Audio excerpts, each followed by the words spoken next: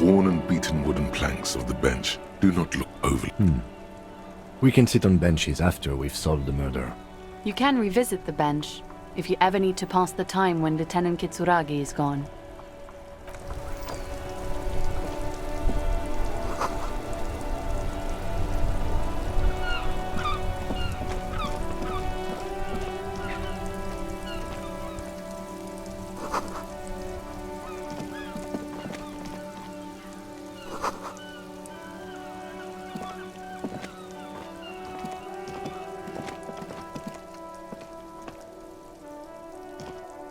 You see a set of tire tracks in the brown slush that covers the plaza mosaic.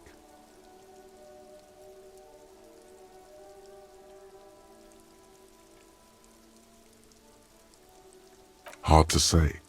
Your vision is blurred and you're having difficulty concentrating thanks to your relentless hangover. Cop habit. You look at everything. This isn't case-related, you think.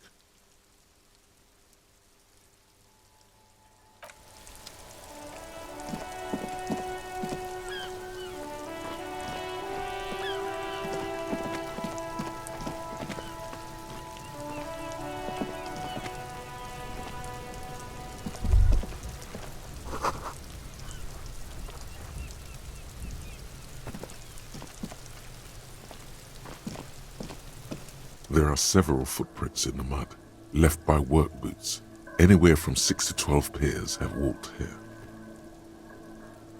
Heavy workers' boots with reinforced toes and hobnails all over the yard. Isn't this something an industrial worker would wear?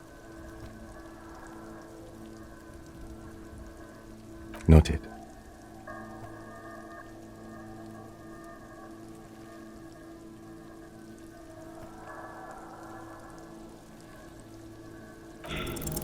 What do you think you are?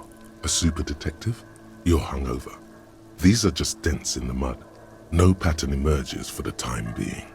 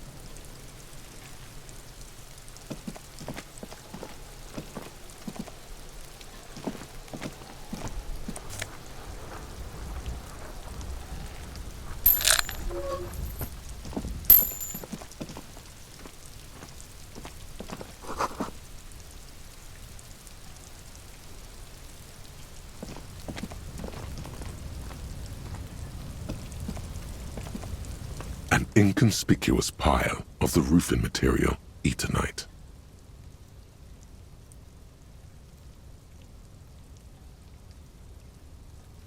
It's nothing.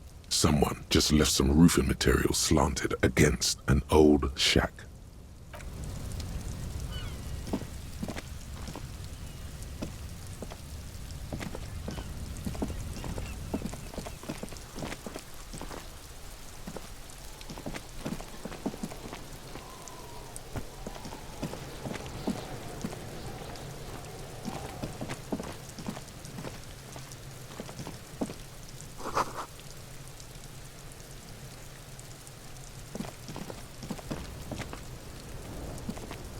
This trash container is locked.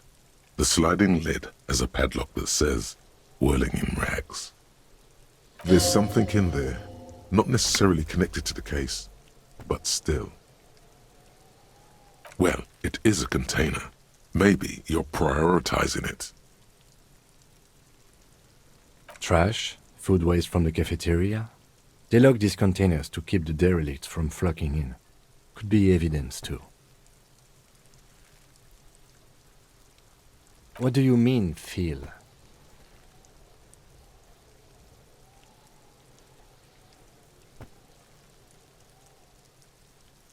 I agree. We should get someone from the remote viewers division here. He's being sarcastic. Do not ask what the remote viewers division is. Oh. It might also be evidence. The mob could have disposed of something in there. We should get it open. We could try using a pry bar, the one you took from my motor carriage, or we could ask for a key from the manager of the Whirling in Rags. He probably has one. He might also have information. This is better than the pry bar idea.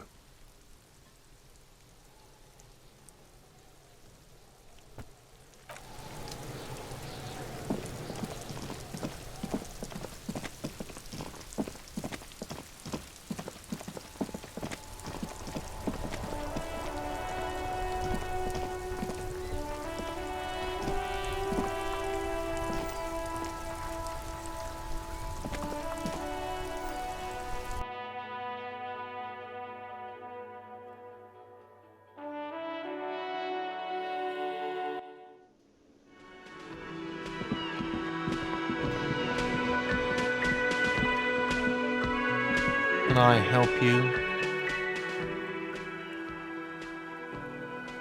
Mine? No, it belongs to the Whirling in Rags. Thank you for clearing that up. Why do you keep the container locked? Why? To keep the hobos and drunks out. That's why. And the neighbors too. They put their trash there and they don't pay for the garbage company. I thought as much. And are you the only party with access to the trash container? Well, yes. Us and the garbage disposal company. It seems a little callous, doesn't it? Something stirs in you. Okay then. Maybe you're callous yourself. What do you need them for? It concerns the case. Please cooperate. Just bring them back once you're done, please.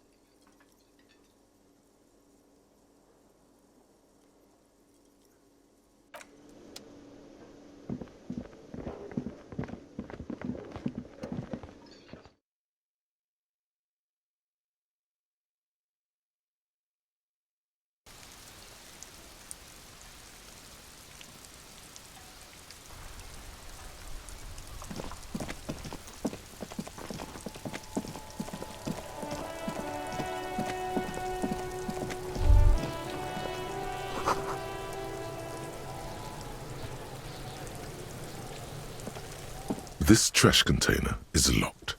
With a well-oiled crack, the lock pops open. It should now be possible to simply raise the lid. Don't. Maybe you shouldn't.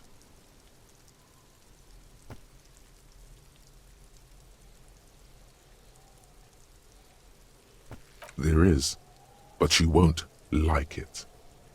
Sweat forms on your brow. Your hand is still on the lid. The smell of rotten food rises to greet you. You see soggy cartons, dirty rags, and organic waste. We're just in time. This hasn't been emptied for over a week.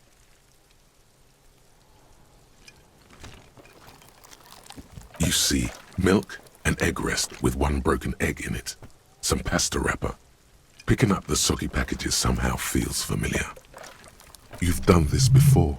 The movements are recorded in your elbows, the methodology in your fingers. You're used to this. A box falls into pieces in your hands. Batiste Soleil cereal. There are plastic pasta packages below, and turbo noodles. Nothing of note, however. Among the threadbare kitchen towels, something catches your eye. A pair of denim trousers. As the legs of the slime-covered jeans begin to unspool from the garbage, a rank corpse smell fills the air. The victim's clothes? Cadaverine odor is faint. If these belong to the deceased, they were removed when he was still in the early stages of decay. Drop them in here, officer. Guitar marked blue jeans. Pockets empty or emptied. He wore them with a belt, too, a white belt. The loops appear stretched, but the belt is missing. That's it. Do you see anything else in there? I have another bag here. Something slimy catches your eye. A drab, long-sleeved shirt, olive-colored, appears from the food waste, dripping with pus. This is a military-type overgarment. No label or serial number. This is the kind of rib-knit shirt that's worn over light armor to conceal it in an urban scenario. Anything? The rest of the rags are just kitchen variety waste. A yellow old mug that catches your eye. But other than that... All right. We should go to Gart again and ask if he knows who put the clothes in the trash. It could be as simple as someone from the hostel cleaning the yard. Or that one. I'd advise against confronting that force.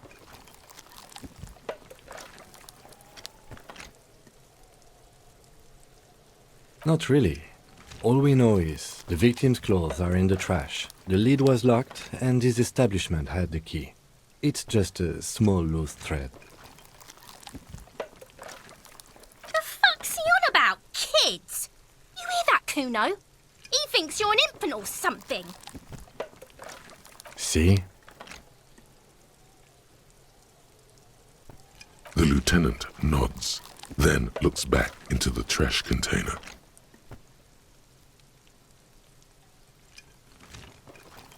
It's just organic waste, cold and slimy on your hands. Apple and potato peels, mostly. Unidentified sludge, and the occasional chicken bone thrown in for good measure. But hey, nothing. It's nothing. Nothing more to see here. What's this? A blue piece of plastic sticks out from the apple peels. It's shiny. Looks like the corner of something. Something larger. A clipboard. A blue plastic clipboard with moist papers hanging from it. They look badly damaged, but you can still make out forms and notes, written in a man's handwriting. Officer, is that your paperwork?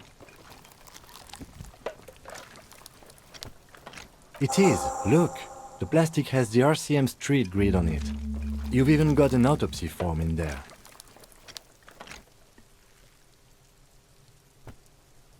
If you don't mind my asking, how could you have let your paperwork end up in the trash?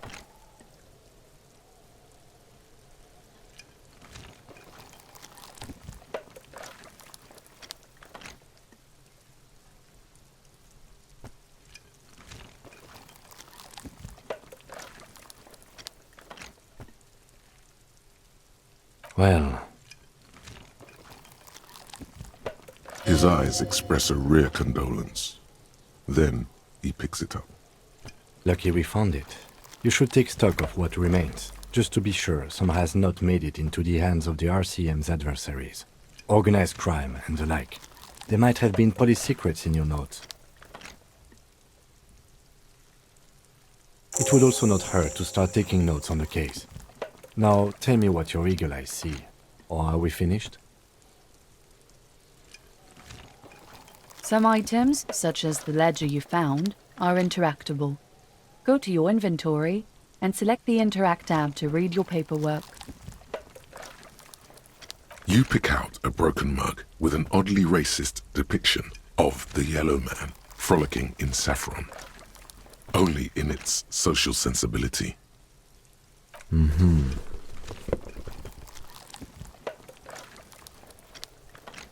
You've acquired an interactable item. Investigate this item further by going to the Interact tab in your inventory.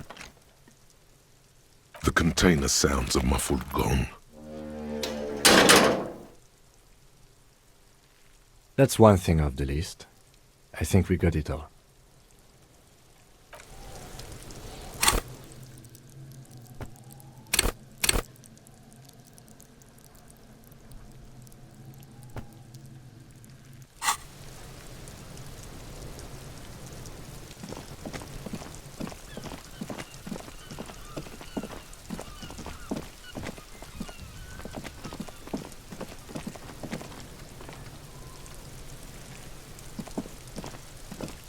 There are several footprints in the mud, left by work boots.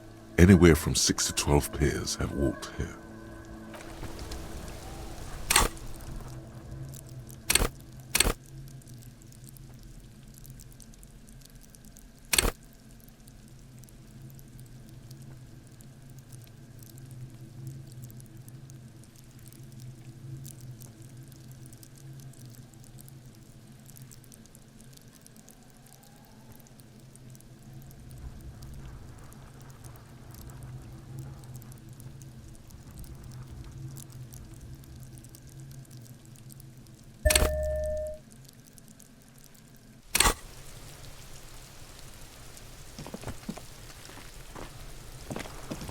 There are several footprints in the mud, left by work boots. Anywhere from 6 to 12 pairs have walked here. Maybe more than 12. No, 8 pairs of boots have shuffled back and forth in the mud. 1. Standard work boot, steel reinforced toes, number 46. 2.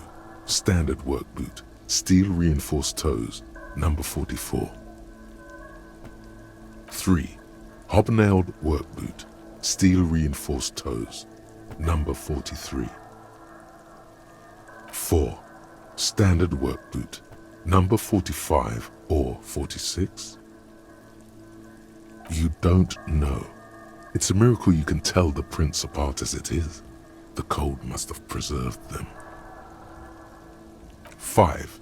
Another standard work boot, steel reinforced toes, number 44. 6. An aberration, light as air, even pace, same make of boot, but number 41. Impossible to tell. Could also have been an adolescent.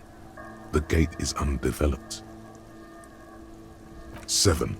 The glowing outline of a standard work boot, number 46, but the imprints are twice as deep as the others. The weight exceeds 200 kilograms. 8. And yet another standard work boot, number 44. There's an aberration in the pattern of the sole, however. The right sole is smoother, more worn. How many?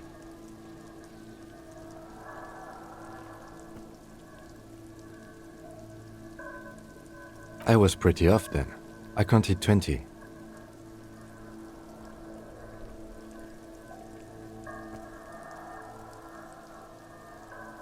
I never got the hang of it. Hyperopia. Do you see anything out of the ordinary?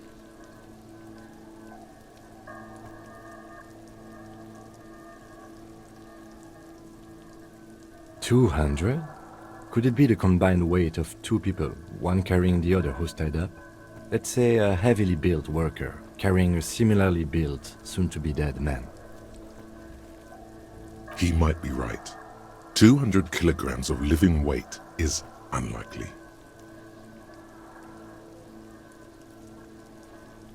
Possibly, yes. But why? Yes, they could have used a makeshift stretcher or just march him up to the gallows.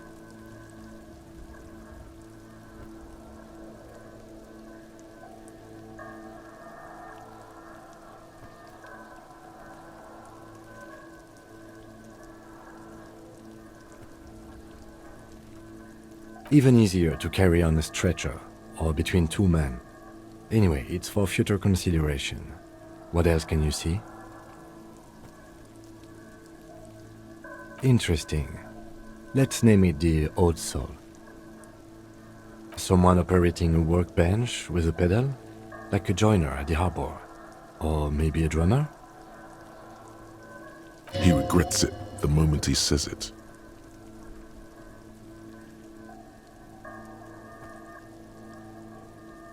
I don't know why I said that. We are not looking for a drummer. We are looking for a group of dock workers. Perhaps it could be a driver. A driver would wear out their right shoe before the left. The accelerator is on the right.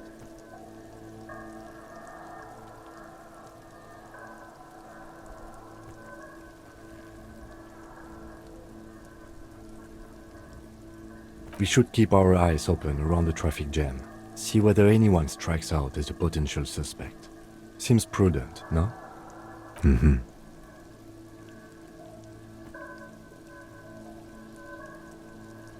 A woman or a kid? Okay. How do you know? He knows it's hard to discern sex from a person's gait.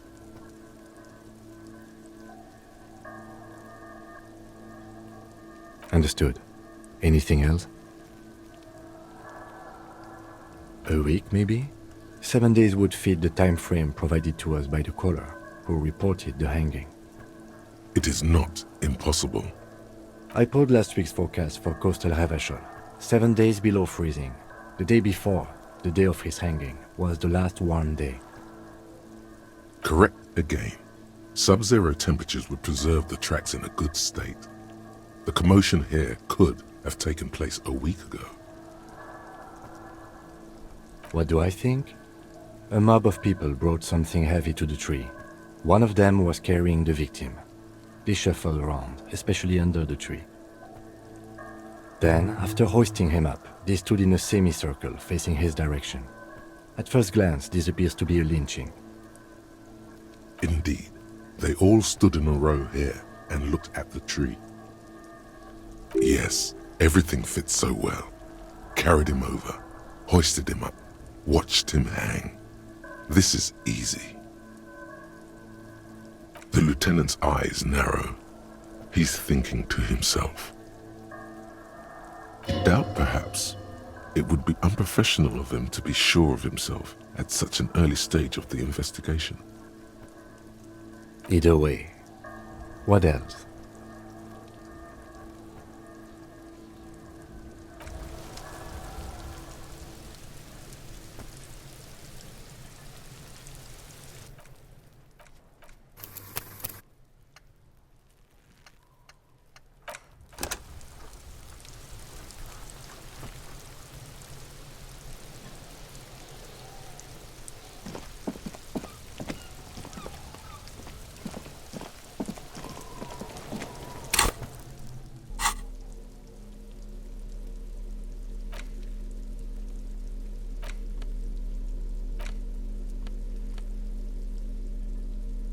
It's the ledger you found in the trash. A pitiful cabbage of white and yellow papers hanging from plastic board, barely held together by a metal clip. This sad display is made complete by the faint smell of urinal cleaner. There's a piece of toilet paper, or is it cleaning tissue? No, it's toilet paper, desperately sticking to the back of the blue plastic clipboard. It's a metaphor for you. Below the pathetics, terror. Do not look into its blue heart. It's just toilet paper sticking to the back of the plastic clipboard. You can take it off if you want. Still wet, the toilet paper peels off the plastic easily. All you have to do is shake it off with your finger and voila! The ledger now looks marginally better. An aluminium block runs the width of the board, biting down on the paperwork. Its crocodile teeth are the only thing keeping the papers together. A regular pencil, the tip worn down to nothing, has been attached to the clip. The surface is interrupted by a silvery sticker. It's rectangular, sparkling with iridescence. You don't know how you didn't notice it before.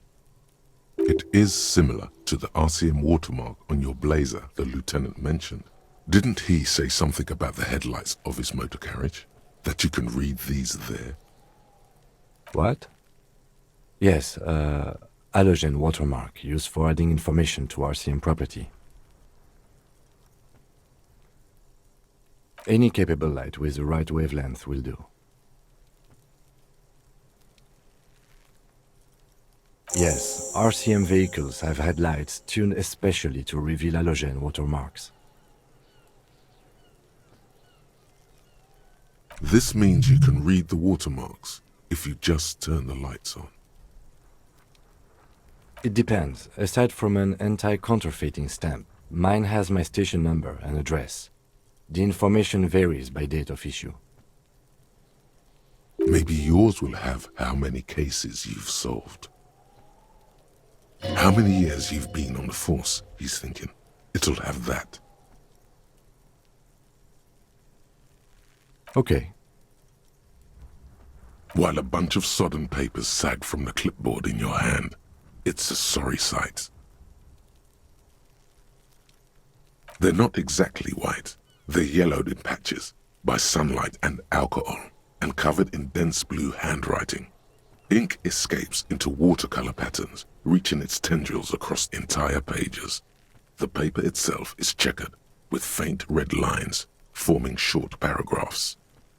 Once in a while, there's a red stamp that exclaims, "Case files, commit to paper." The case files themselves are plenty. You count more than 100 sodden, crumpled up, earmarked pages falling apart in your hands. They appear to be sufficiently organized and extremely dense, if mostly illegible.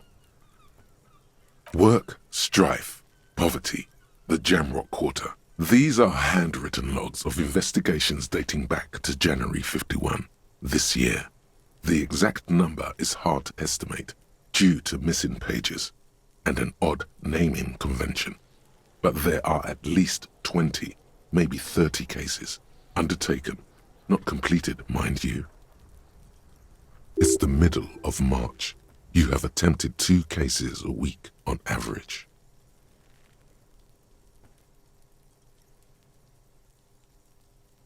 Yes, it appears you employ a, shall we say, robust yet literary system. Each investigation has its case number written on the margins. Yet, still more tellingly, most are accompanied by a name. A title, one might say even. One that draws inspiration from snoop fiction and vespertine cop show staples. Yes, all caps. One is called The Next World Mural. Another, The Square Bullet Hole Murders. Another yet, The Unsolvable Case. Others appear more light-hearted. The guys on a couch in an unexpected location, and the murder at the hookah parlor. Even the rare article-free collapsing tenement. Murder features prominently throughout. It's going to take an effort to piece these case files together, but it can be done. Once you're done inspecting them up close.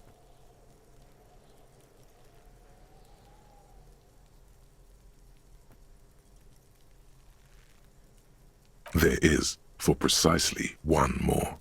15 pages near the end remain untouched by the damage. The checkered grid forms a structure of passages, breaking the case into subtasks to accomplish. Once all the tasks are accomplished, the case is complete. The tasks you've completed flow out of the kind green ape pen in a brash freehand similar to the rest of the letters. The wording comes easily. It's almost robotically simple, a language developed for mental rigor and simplicity. Inspect the victim's body. Interview the cafeteria manager. It's not exactly poetry, but poetry would be out of place. A satisfying slash sounds across the paper. You're done, it seems to say. And you, and you. Things to be done and things already done. The composition of reality. This is an extremely useful tool for a detective of the citizens' militia. Now all that remains is to name the case. No, actually. Any ideas?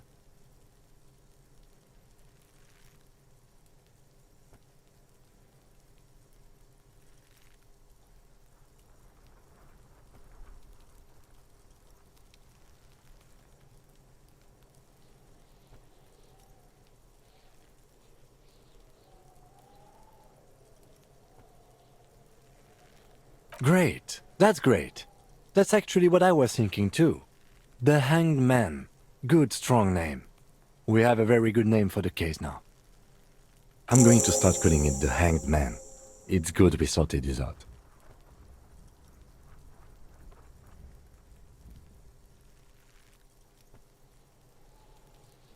Yes, how very childish of you. In your and my defense, almost everyone in the RCM uses the titular system, in addition to the official alphanumeric. It's a holdover from the early days of the RCM, right after the revolution, when the organization had little idea how to do things. It persists in an unofficial capacity. Officers use these titles to refer to their work among themselves.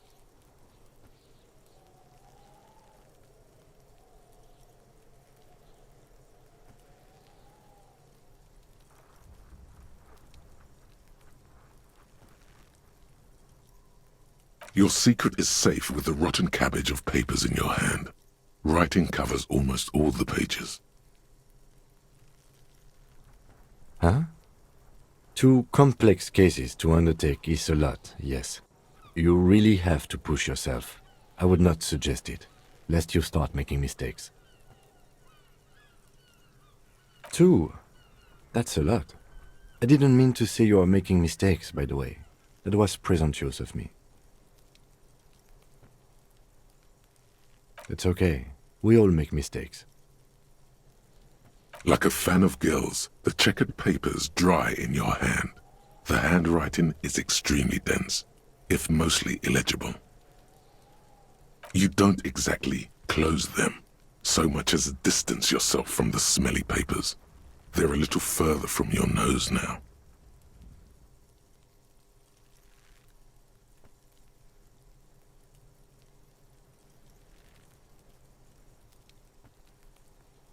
In the back, you see thin, translucent copier paper, some neon yellow, some bright red, all covered in boxes, like marching armies. These look like official forms, waiting to be filled out.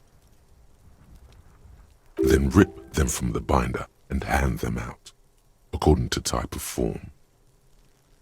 3. The topmost are misconduct fines, the middle ones are station calls, and the bottommost are field autopsy forms. Each is easy enough to make sense of. You don't have to be an intellectual giant to do police work. A monetary penalization ranging from 20 to 250 real. Severe cases allow for 1,000 real, but that requires special paperwork. The details of issuing these fines are spread out over the rest of the fields. But they appear pleasantly vague. These are quite sinister in tone. They give a date and time for the person to appear at the specified precinct police station. Below the call are the criminal charges you risk by not appearing. A dozen pages of thin copy paper, bright red in color. You see the parameters of a deceased human form waiting to be filled in. Age, sex, condition of internal organs. Yes, all that remains now is to fill those forms and hand them to people. Fines for wrongdoers, interview requests for bad guys, and field autopsies to dead guys. The rest of the stinking cellulose is much worse for wear. Being sandwiched between the board and the rest of the paperwork must have spared the fragile copier paper.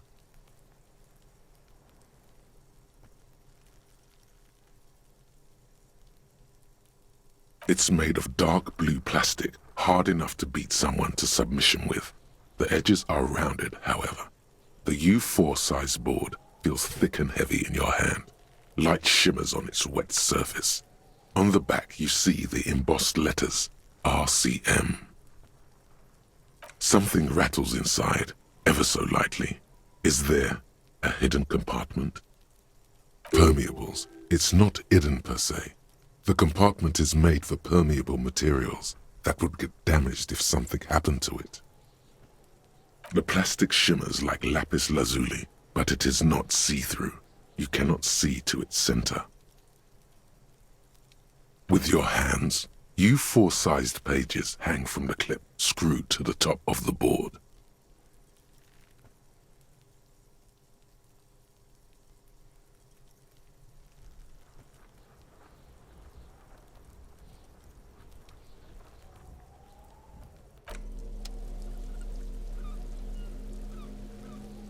It's the ledger you found in the trash, a cabbage of papers hanging from the board, with the permeables drawer inside. It's barely held together by a clip, then made complete by the faint smell of urinal cleaner. Yes, you can piece them together using the alphanumeric code on the margin.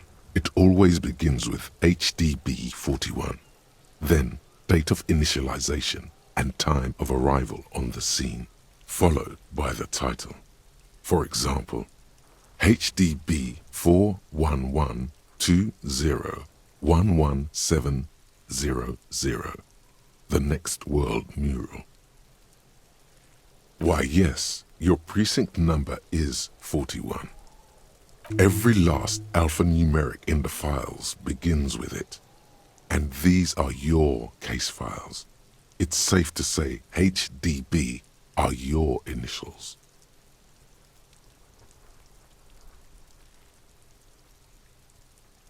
That is improbable. It takes about half an hour to piece one together using the system you've devised.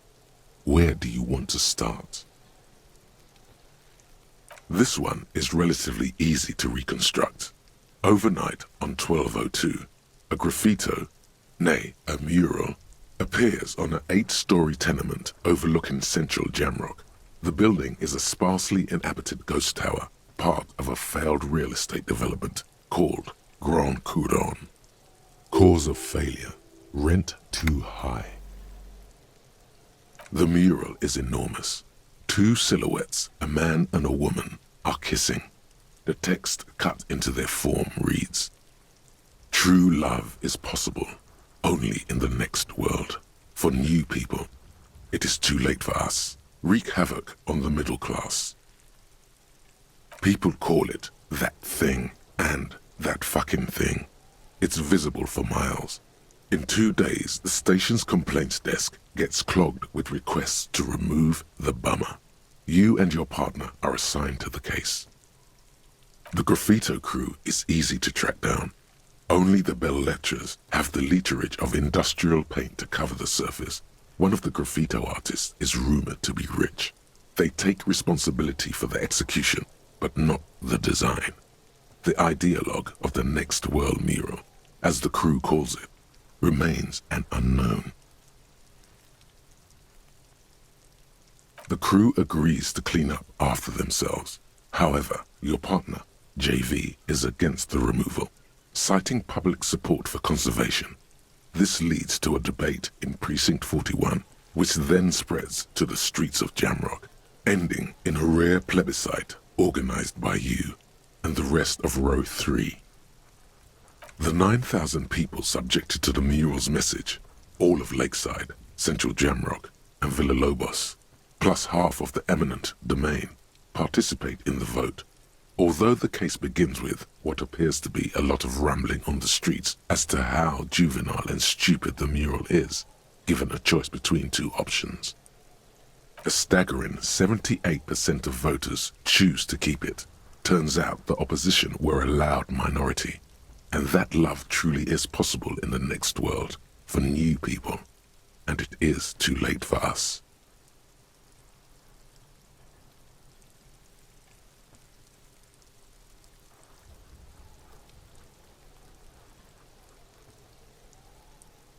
Did anyone ask you what you believe in, man with the smelly toilet ledger? What do you want to tackle next? Or are we done?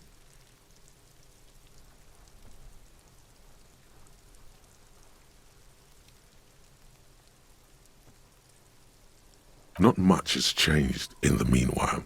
A bunch of sodden papers still sags from the clipboard.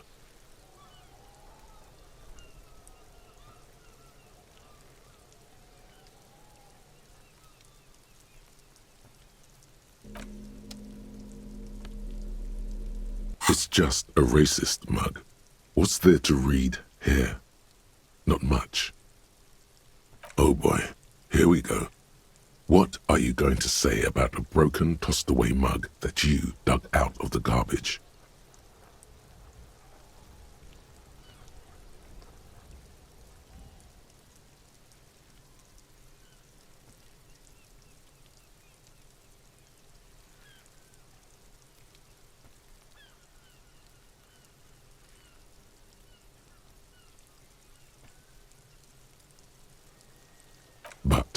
was in the trash. Why not just call it out when you see it? Or do some volunteering work. Just finish your case, detective.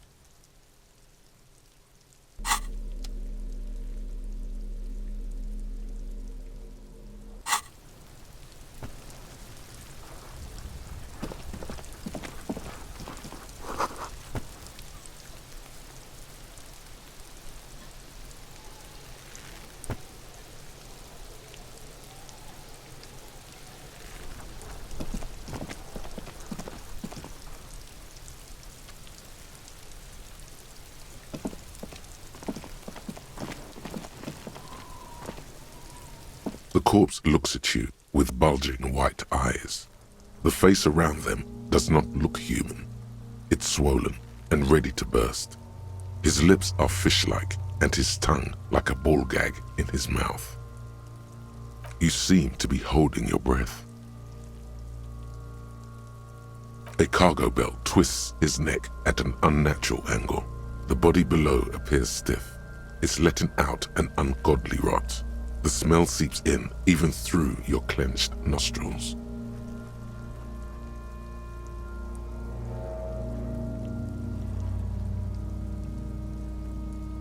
Active decay. It's okay to throw up, officer. No one is judging. He's about to blow! Cop's gonna blow, Kuno!